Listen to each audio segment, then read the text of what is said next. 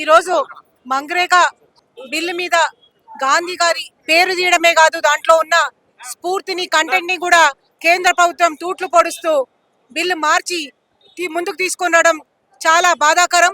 ఎందుకంటే మన భారతదేశంలో బలహీన బడుగు వర్గాలు బాగుపడాలని ఈ బిల్లు తీసుకొని వస్తే ఈ రోజు పేరు మార్చడమే కాదు, దాని వెనుక సెంట్రల్ ఫండింగ్ కూడా తక్కువ చేసి ఫెడరల్ స్ఫూర్తికే తూట్లు పొడుస్తా ఉన్నారు.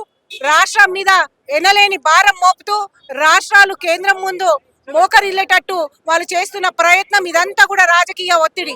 ఈ రోజు చూస్తా ఉన్నారు, వెస్ట్ బెంగాల్, తమిళనాడు లాంటి ఎలక్షన్లు రాబోయే ముందు రాష్ట్రాల మీద ఒక రకమైన ఒత్తిడి తీయడానికి చేస్తున్న దీన్ని మేము కాంగ్రెస్ పార్టీ తరఫున ఖండిస్తూ, మహాత్మా గాంధీ ఎలక్షన్లకు ఓట్ల కోసము పనికొచ్చే మహాత్మా గాంధీ పేదోనికి అన్నం పెట్టడానికి వాళ్ళకి పనికిరారని మేము ఈ రోజు డిమాండ్ చేస్తూ, మహాత్మా గాంధీ గారి పేరుతో పాటు ఆ బిల్లు యాజ్ ఇట్ ఈస్ కూడా ఇంప్లిమెంట్ చేయాలని మేము డిమాండ్ చేస్తా ఉన్నాము.